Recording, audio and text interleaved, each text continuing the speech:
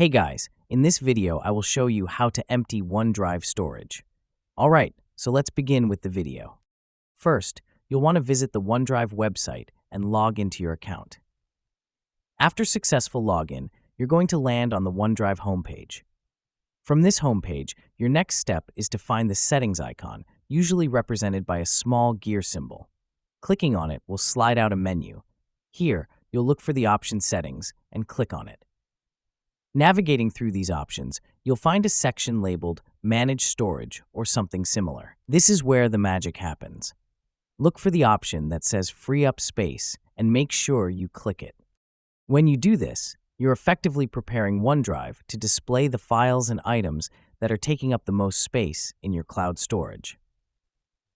Now, an important step is selecting all the items you'd like to delete. Finally, with your items selected, you're going to click on the Delete button. This is usually clearly visible once you've highlighted your selections. When you hit Delete, OneDrive will proceed to remove all the selected files from your cloud storage. And that's it. So that is how you can empty OneDrive storage. So that's all for this video. Thanks.